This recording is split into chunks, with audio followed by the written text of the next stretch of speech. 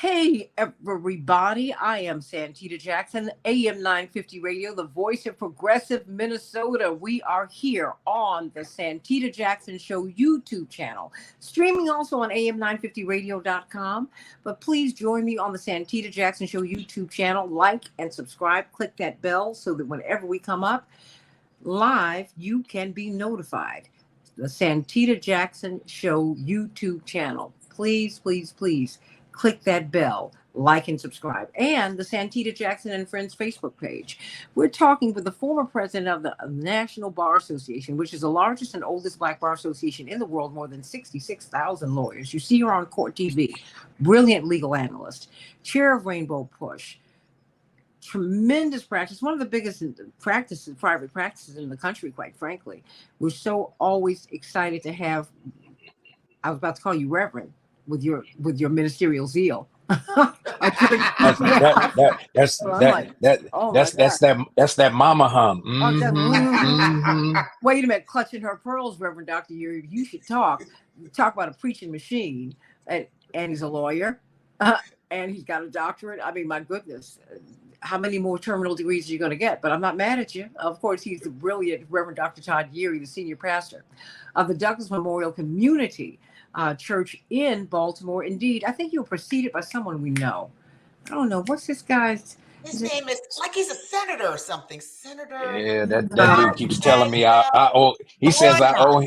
He says I owe him money. Yeah, He left me a good place, and I got to pay him back. So yeah, I think y'all pray for me. Yes, right. Raphael Warren. That's right. That's the kind of pastors they have at that church. And of course, he is from the national leadership team of Rainbow Push. As we're talking about Clarence Thomas and whether he should recuse himself from January 6th cases, given his wife's involvement in January 6th, having attended the rally, and having really been an advocate inside of the Trump administration for President Trump and their team, which she was on, and which she's still on, to press the issue and not to let Biden in office. Wow, there was a lot going on. But should a president have immunity? There's something to be said for that. I can't wait to hear what you have to say about that, Reverend Dr. Yuri, given the fact that you are also a veteran. And we were talking about Fonnie Willis. And what does her personal life have to do with looking for 11,000 plus votes? I don't know. But Attorney CK Hoffler, I know you do not have a lot of time with us today. Where do you want to begin?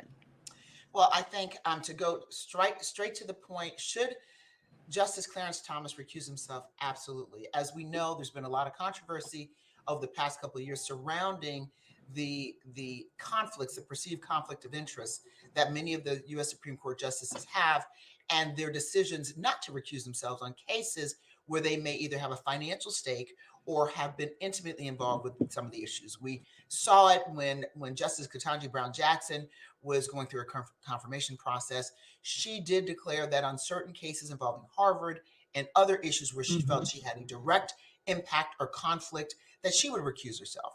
And she's been true to form. But other justices that have a huger conflict, such as, and in this case, Justice Clarence Thomas, I predict he will not recuse himself relative to the issues involving. Why will he not recuse himself? Because he does not feel, he's not had a history thus far. Well, number one, he doesn't have to, right? Right. He doesn't have to, because there's no authority over the U.S. Supreme Court that can mandate that they do this. There have been revised rules and regulations because of the outcrying of opposition and criticism they received. They revised the rules governing their conduct. But there's literally, and I've read every word of those revisions, there's no enforcement authority to do anything to them if they refuse to abide by those rules. So we just throw those in the garbage because they have to me, they have very, very limited use, and it's just sugarcoating and not addressing the real issue. So I predict he's not going to recuse himself. And the reason why is because he wants to ink the opinion. Oh yeah, he wants to go down in history as inking that opinion that would allow Donald Trump to remain or to be on those ballots. That's what I believe. And even if he doesn't ink the opinion, if let's just say the Chief Justice says, no, we shouldn't do that, the appearance of something, he's not going to recuse himself.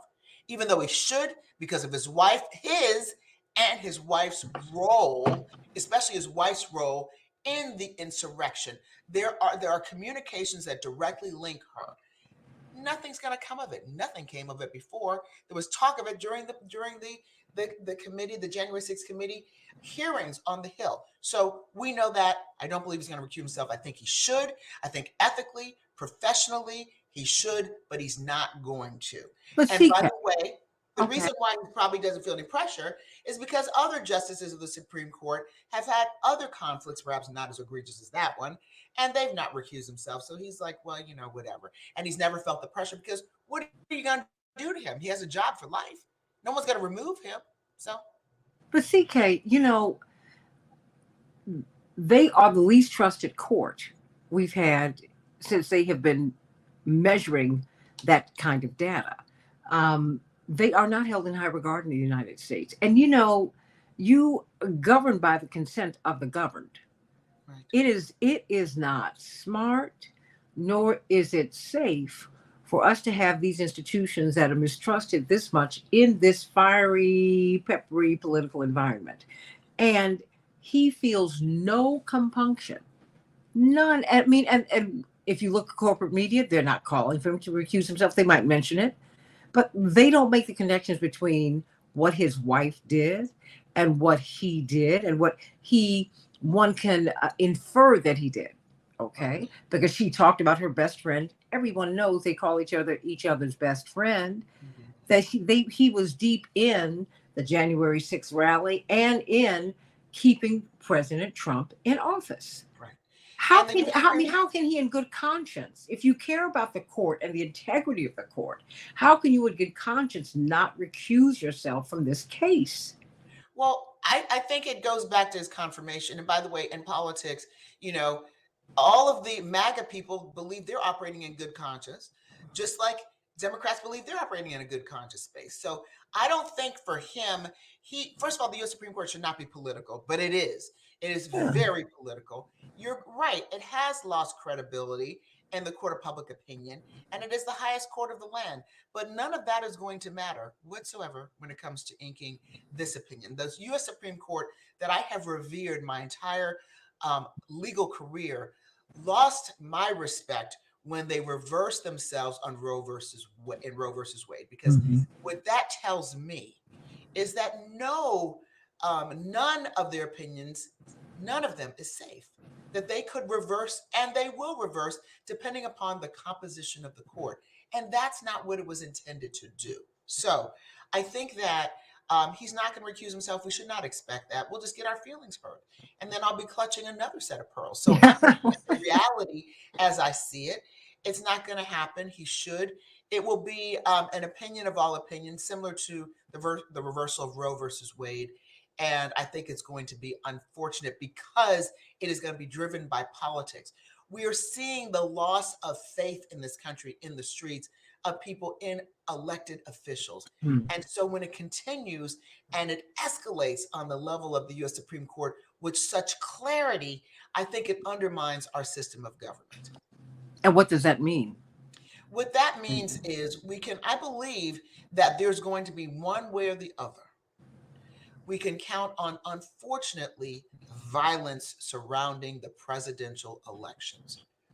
And this time, there was a case somewhere, I can't remember in what jurisdiction because it happened so much, where something happened and a group of, racist white folks approached a group of black folks and said, and we're armed. And the black folks said, and so are we. And that took care of that.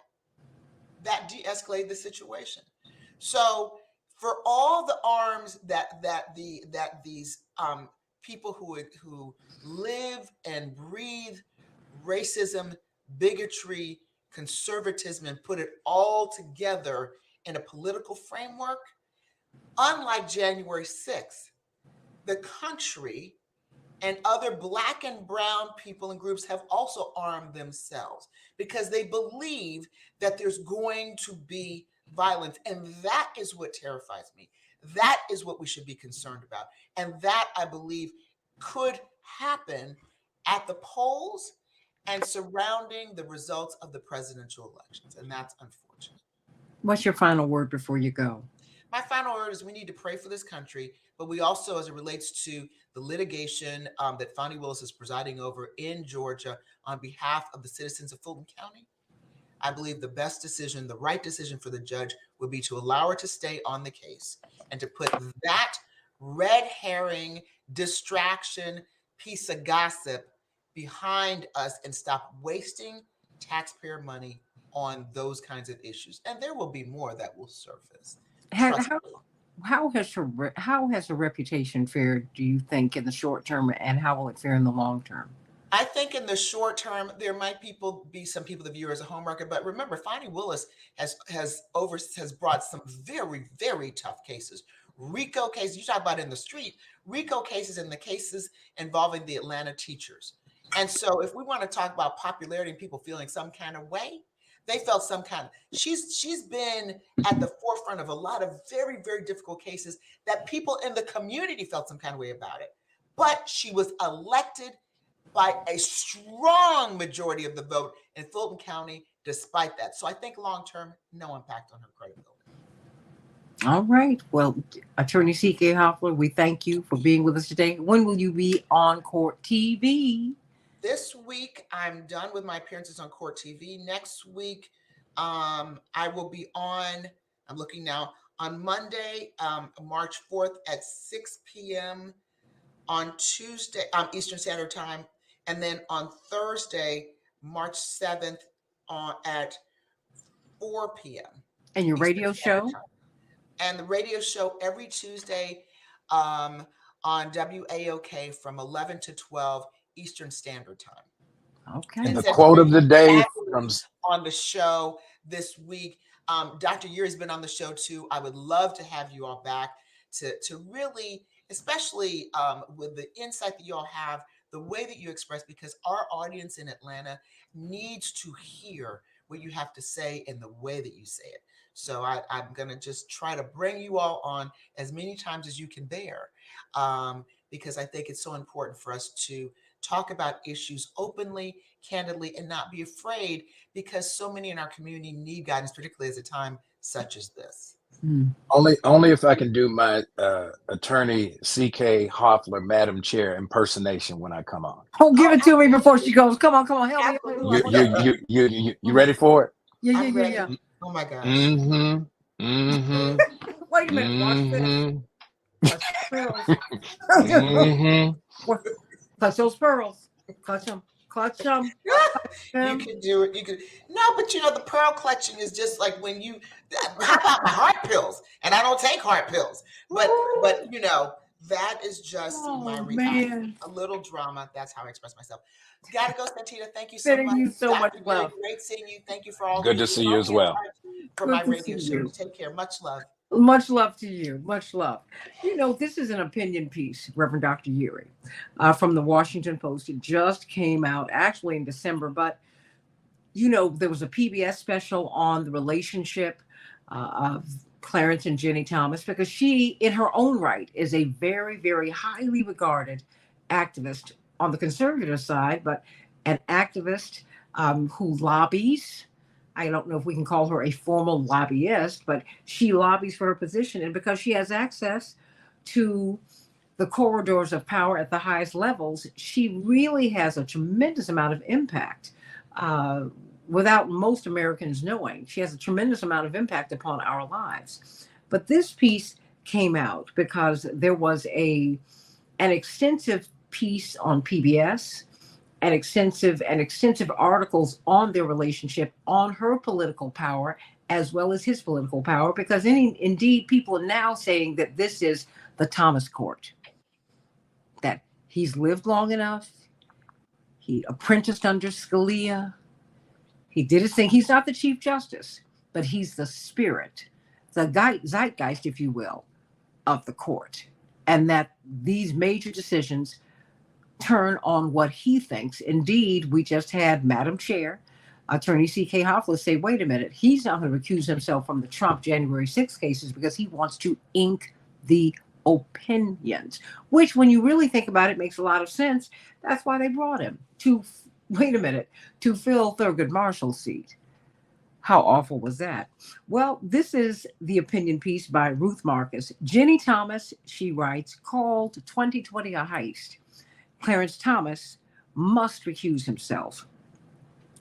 She continued, no one should be quick to call for Supreme Court justices to recuse themselves from deciding cases, Reverend Dr. Urey. The High Court is unique. When lower court judges deem themselves disqualified, colleagues can easily step in to fill the void. That can't happen on the U.S. Supreme Court. The absence of a justice can leave the court evenly split, an outcome that simply leaves the lower court decision in place without any guidance from the top. Given the stakes involved in the January 6 cases, that is not a good outcome. As the Supreme Court's new code of conduct explains, and this is a new code of conduct because people have been so up in arms about the lack of oversight of this court, where you have lifetime appointments, right, Reverend Dr. Urey? The code of conduct writes, quote, a justice is presumed impartial and has an obligation to sit unless disqualified, close quote. So demands for recusal shouldn't be lightly made, and justices shouldn't quickly resort to that solution, notwithstanding the clamor. That's where things stand in the matter of Justice Clarence Thomas and the suite of January 6 related cases. It's a whole lot of them. Now heading toward the Supreme Court, and we are here now, months later. The extensive, indeed passionate involvement of his wife, Virginia Jenny Thomas, in challenging the election results is a textbook example of a situation that requires recusal. She was deeply involved, calling Mark Meadows, the chief of staff, hang in there, keep on going. We can't let them steal this election from us. Attending the January 6th rally, which of course ended up at the Capitol. She was not at the Capitol, but she was at the rally. And she has had access to the White House as a person of tremendous influence. And she and her husband have always referred to each other as each other's best friend. And she said, it is reported, I've talked this over with my best friend. You got to keep on going. We can't let these election results stand. Reverend Dr. Urey, with all of the mistrust and distrust, moreover, of the court, of the U.S. Supreme Court, particularly at this time, should Justice Thomas recuse himself? And why is he not doing that if he hasn't already, which he hasn't? Well, what I found interesting in the opinion piece you just read is it stopped a little short of reading from the recent standards that the court released last November.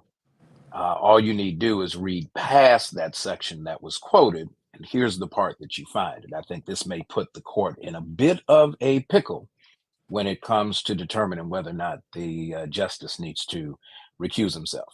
A justice, and I quote, a justice should disqualify himself or herself in a proceeding in which the justice's impartiality might reasonably be questioned. That is, where an unbiased and reasonable person who is aware of all relevant circumstances would doubt that the justice could fairly discharge his or her duties. Now, here's the key part.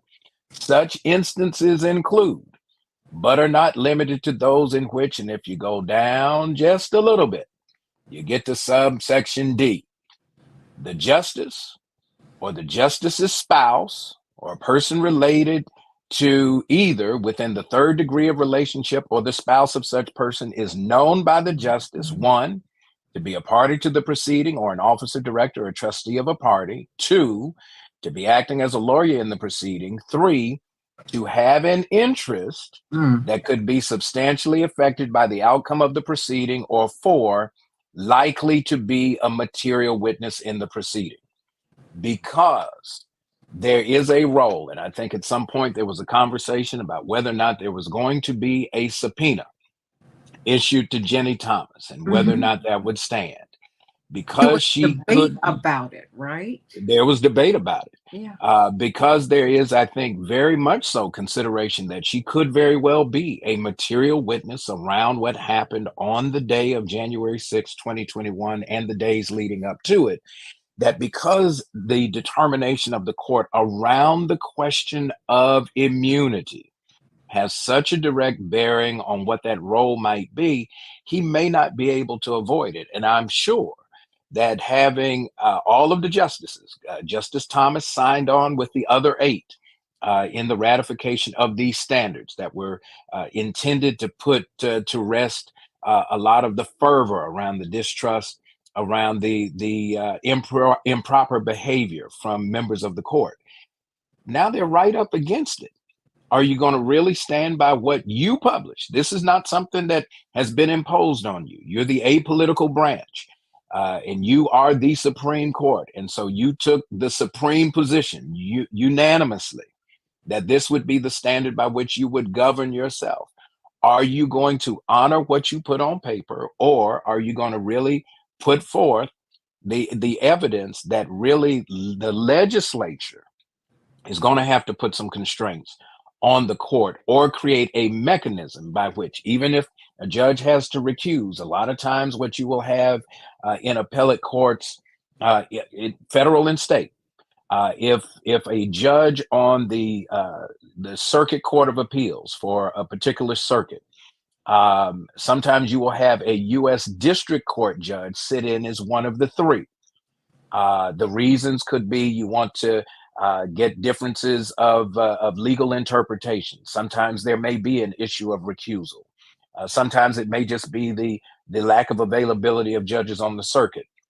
Because it is the federal system, it should be conceivable that if you needed, in the case of making sure you had an odd number of votes, to have a senior U.S. Circuit Court judge sit in the stead of a Supreme Court justice for the purposes of that, I think that should be allowable. It should be necessary. That then makes recusal less of an issue.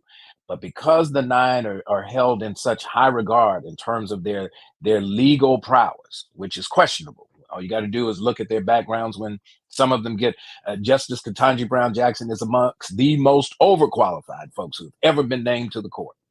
So this notion that somehow or other they are experts in legal interpretation is not necessarily proven.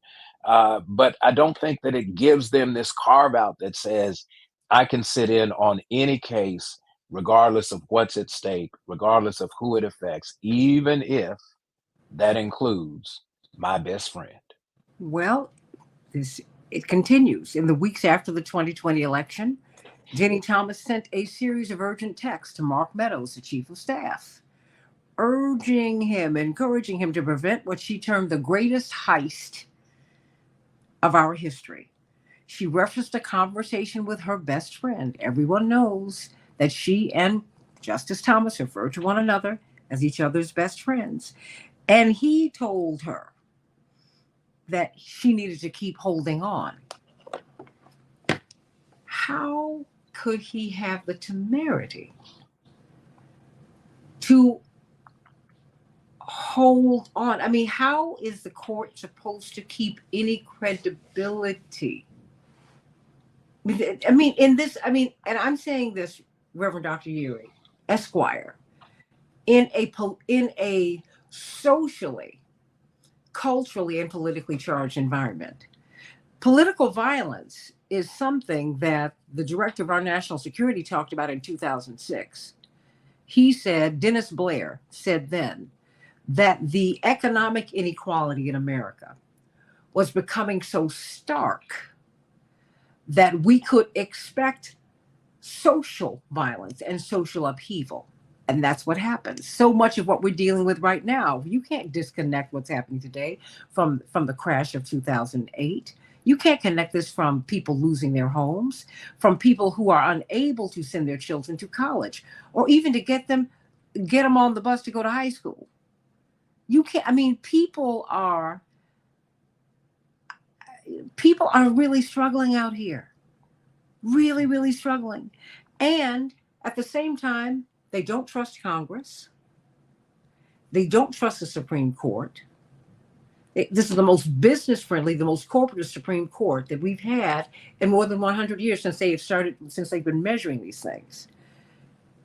If you care about the court, if you care about the institution, you can't do this, Reverend Dr. Urey, I would think. Well, you shouldn't. Now, whether or not you can, whether or not you're Well, now, able, excuse me. right? Tell me how it is that you're able, or should I say you shouldn't do this? Well, the reason there is an admonition and not a prohibition is because there is indeed a lack of enforcement. And when there is no accountability to be had unless you generate it from within, then it means then that I am required or asked to self-police. And if I choose not to, that's part of my self-policing. I just decided that I would not police myself. And so the challenge we have is that ever since Marbury versus Madison, when the court said it's the Supreme Court that decides what the law is, there's been this special state of, I think, honor on the court, but there's also a certain hubris that is developed over time. And it is that hubris that is being perpetrated on the system at a time when the court has to be above and beyond reproach, because they're going to have to make some tough decisions. And part of being a jurist is you always know, unless the parties agree to settle, somebody is not going to be pleased with your ruling, right? That's always going to be an outcome. Somebody's going to be happy, but somebody's not going to be happy at all.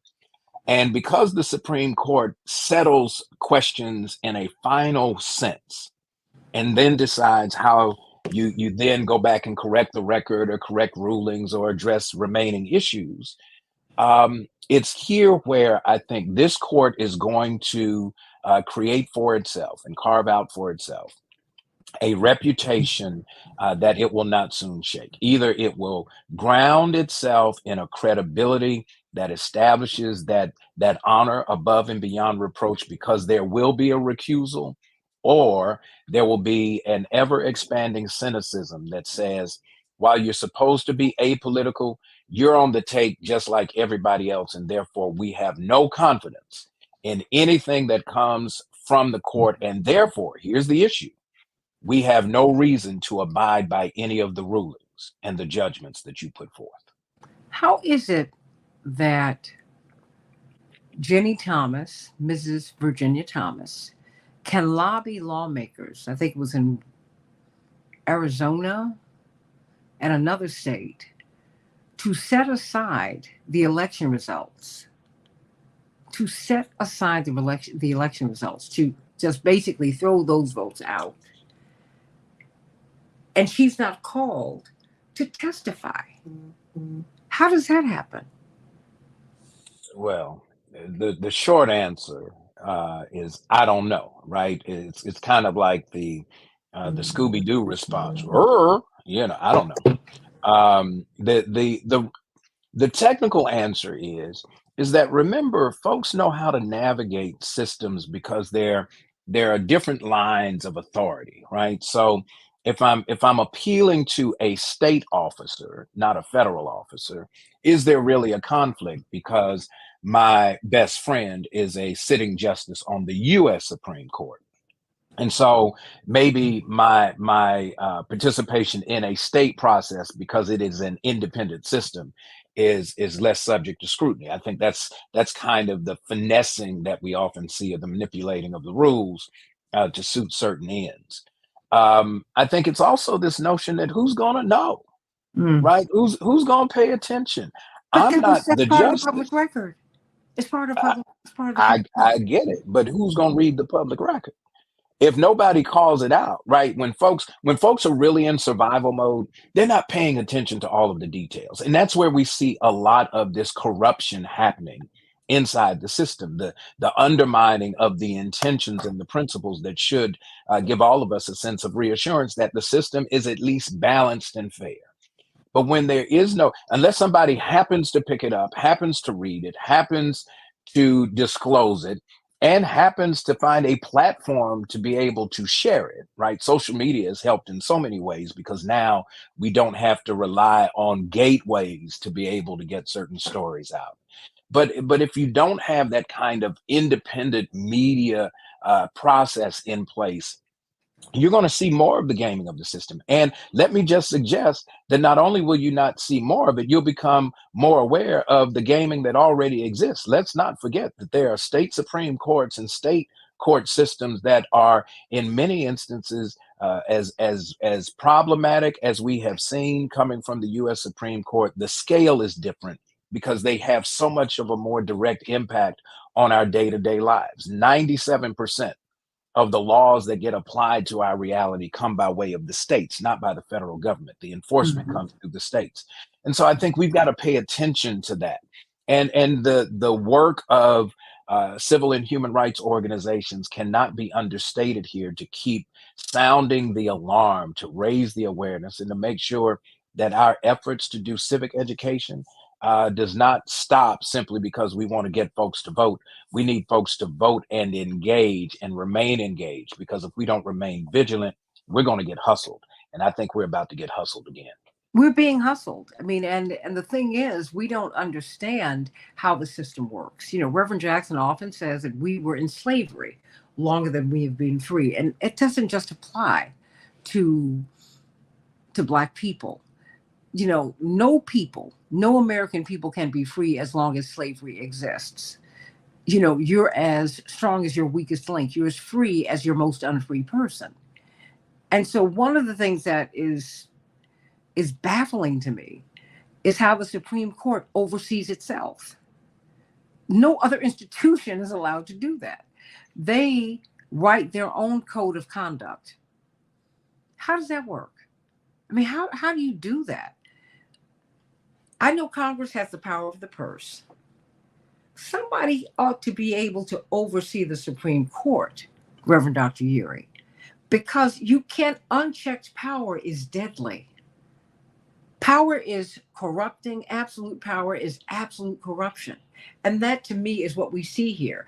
I have to tell you, I did say, you know, when Ketanji Brown Jackson pulled herself out of the affirmative action case, at least one of them with the Harvard case, not the North Carolina case, Mhm. that I was like, but, you know, quite frankly, in my heart, I felt that she was right. She was looking, I was on the board of governors at Harvard. That's a conflict of interest, pure and simple. And I know that I came through here. I got into Harvard on affirmative action because she even asked, she said to Clarence Thomas, who are you? I don't understand your thinking. How do you think that affirmative action didn't help you, Clarence Thomas? You remember she said that. She was like, I don't understand this man's thinking. So she has really tried to operate, I think, in uh, with the highest code of ethics. And you have other Supreme Court justices who've ruled on cases where on involving book publishing houses whose cases they had to oversee. It's wrong.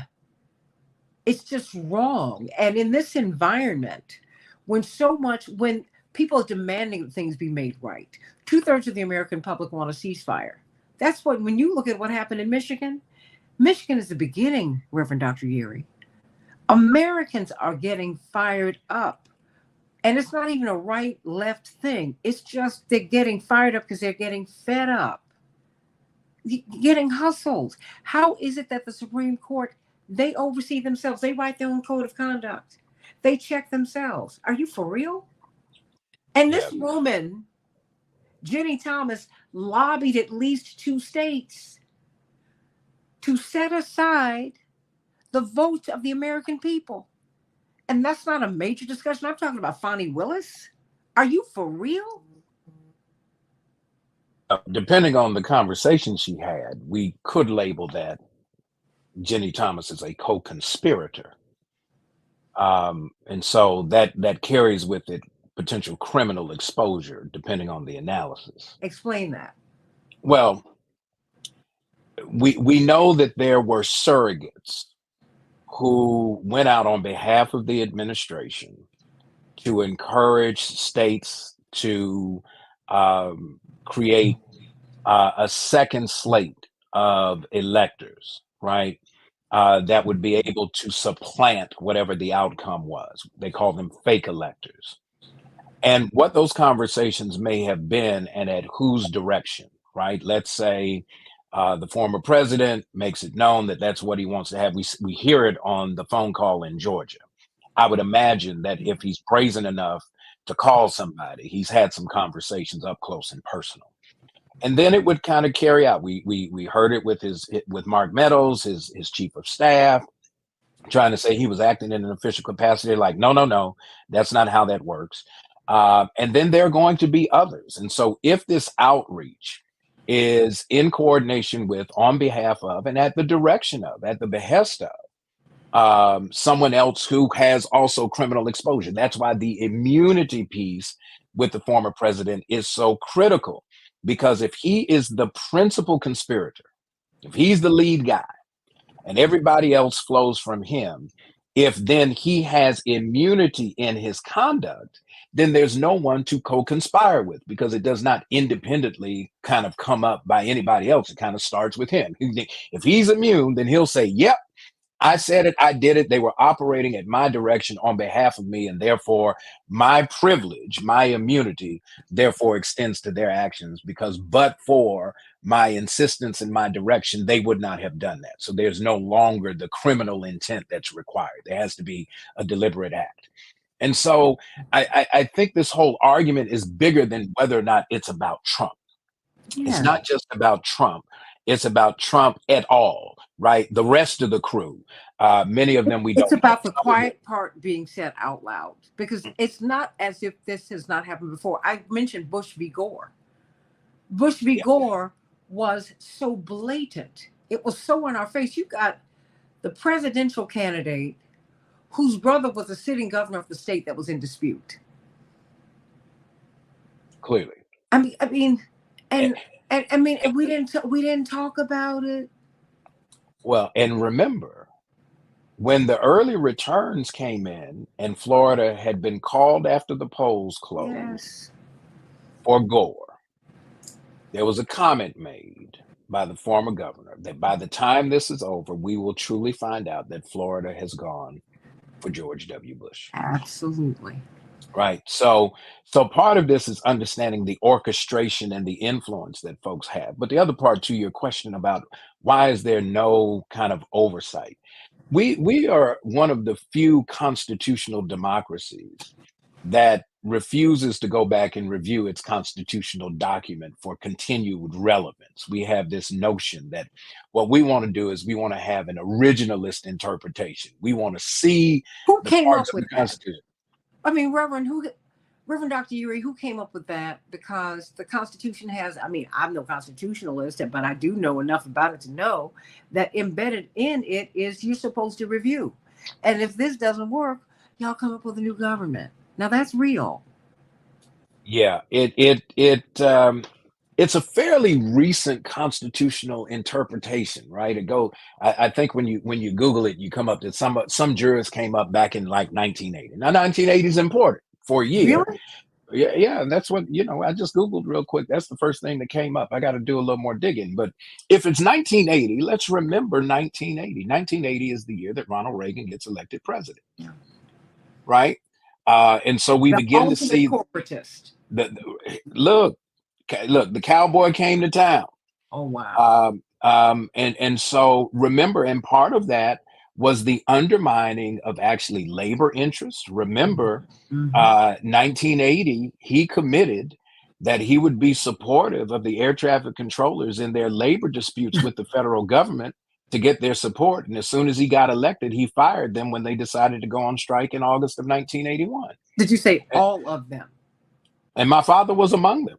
Oh, wow. I remember the first vote that they were going to go. I was at the house, and he had been at a meeting all night, had come in. He was angry. He had to go to work the next morning because the union blinked. They listened to him, and they decided they were not going to go.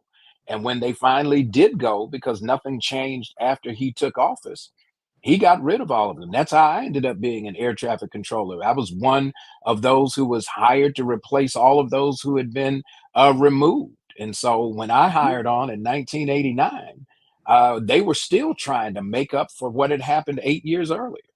And so this whole process of accountability and where it should come from has to come from the people. There has to be a demand that we look at the Constitution. Now, the caveat with it is that this court also wants to look at the Constitution, but not at the sections the people want to look at. They want to look at the 13th, the 14th, the 15th, the 19th Amendments, all of those things that are going to take us back to a time where the established order of the originalist interpretation of we the people, what was in the mind of the founders at the time they wrote the Constitution, all that other kind of stuff. That's fine, but the Constitution was not written in one sitting. And it was not written in one period, right? We know that. And so we have to remain current with how we not only read it, but how we write it, how we interpret it. And that's the problem. The challenge is Article 3 of the Constitution, where the judiciary is established, is that there should be a Supreme Court and any such, here's the language, inferior courts as the Congress should decide. That's going to be a big fight. Because if you take an originalist interpretation, there is no way to really upset the apple cart around how the Supreme Court functions. You may have to change its composition, which is the other argument. Mm-hmm. Do you create a different kind of balance if you have more folks participating, and by what structure? I believe that because you have a number of circuits across the country, I think there are 13 or 14 of them, I always get the number mixed up, but there should be then a corresponding representative from a circuit to the U.S. Supreme Court. And when there's a vacancy, the nominee to fill that vacancy has to come from the circuit that is vacant, right? It then gives you some balance. You don't tip the scales as you often would. But that's just me. But until we get something in place, you're going to continue to see this incrementalism coming from the court to kind of say, let's not deal with the noise, because we don't want the political blowback. We don't want the violence to be directed at us. We have to maintain our ability to determine what the law is. And we're going to find out in short order where they stand on their own document that they just put out last November. Is Clarence Thomas an originalist? Oh, absolutely. How? Well, how? What? I mean, as someone who was not even included in the mix, someone who was 3/5 human originally, how does he come up with that philosophy? Help me to understand that. You want what I'm thinking, or you want the truth? Well, the truth. Because Scalia told him so.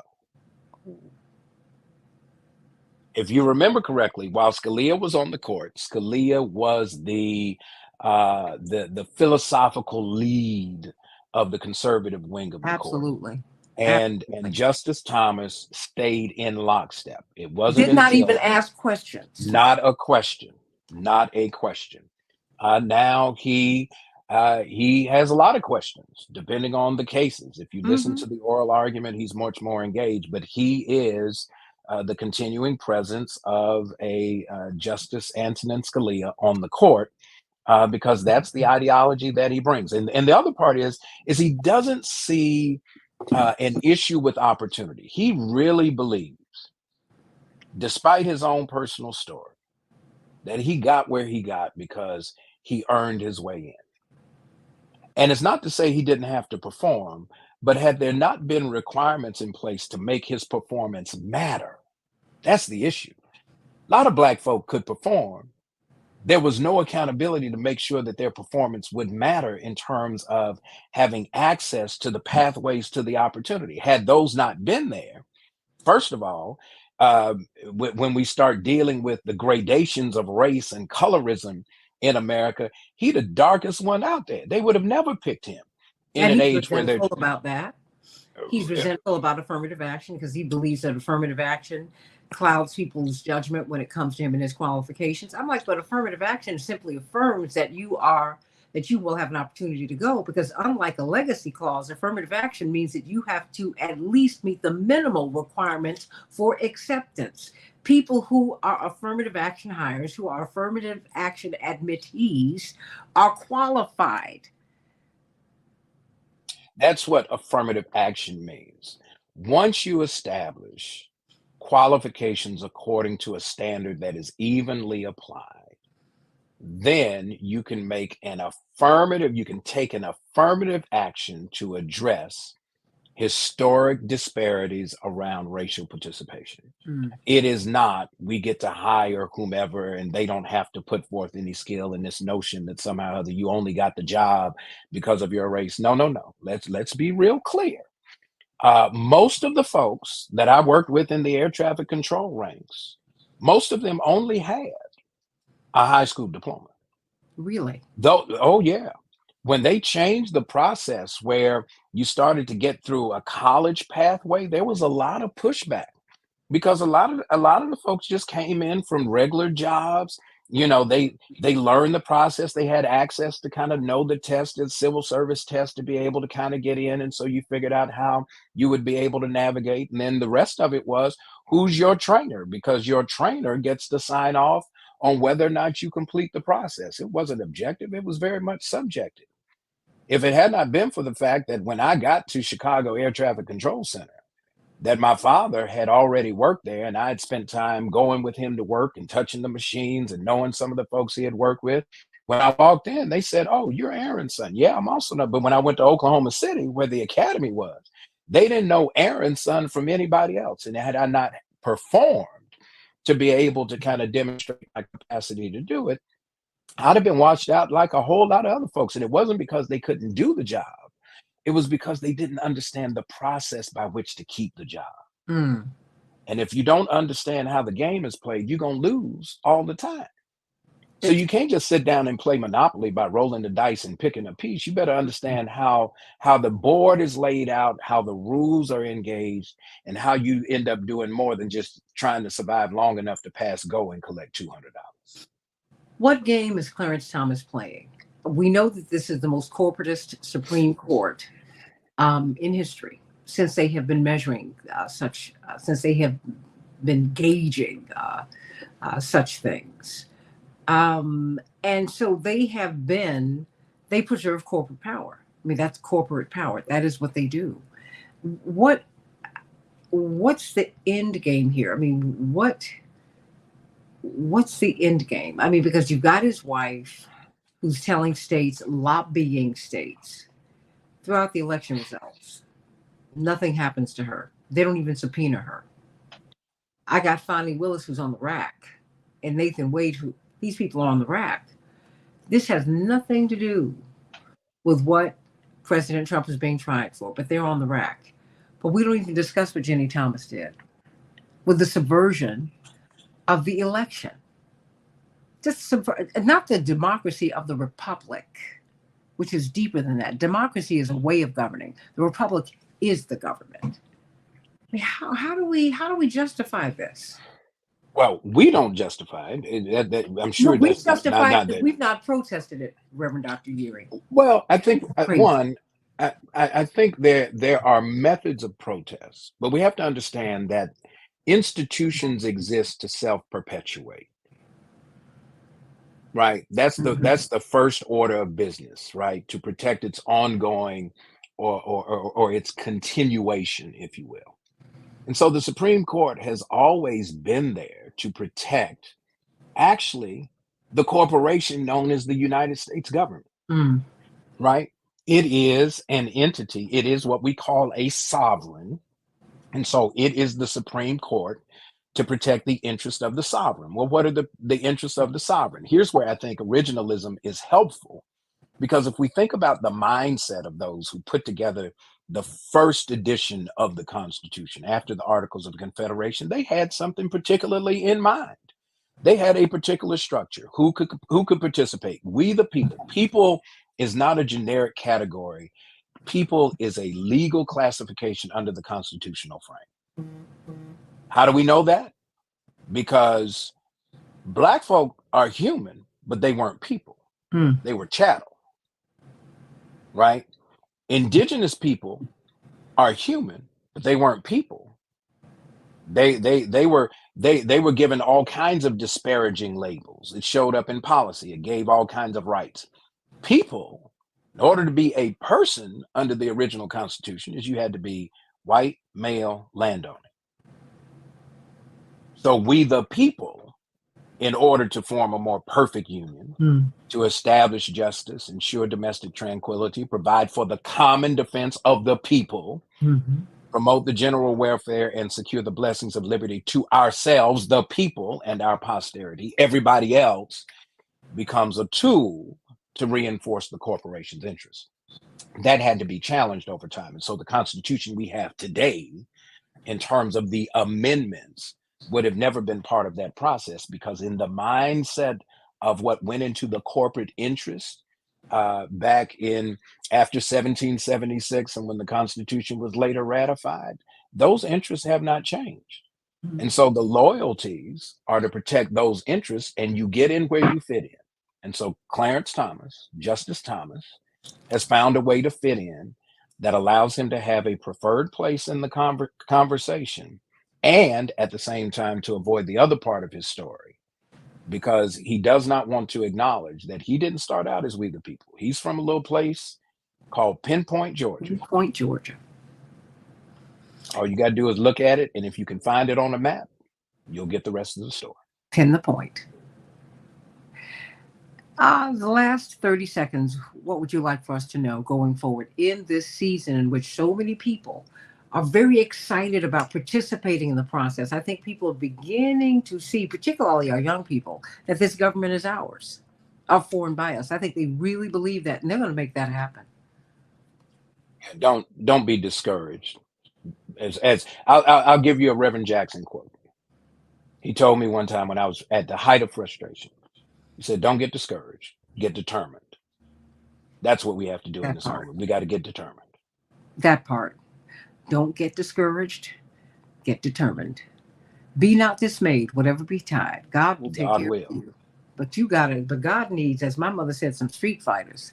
God needs a partner. You need to do your portion. Don't be lazy. You do your portion. Get out, register, and vote. Get other people registered to vote. Let's get these high school seniors registered to vote. You know what? I'm not asking you to register with a party. I'm asking you to come to the party. I'm asking you to take the seat at the table so that you are not on the menu. Republican, Democrat, Independent, people who don't want to be affiliated. Get in the mix. The American Project needs you in order for it to work. Reverend Dr. Todd Deary, thank you so much. It's a wonderful conversation we've had. May God bless you. You as well. Glad to be with you. Absolutely. God bless you, everybody. See you on Sunday, along with Reverend Todd Deary and so many others on Keep Up Alive with Reverend Jesse Jackson on iHeartRadio. In the meantime, keep it locked right here on AM 950 Radio, the best in progressive radio in the great state of Minnesota. Sending you so much love today, everybody. God bless.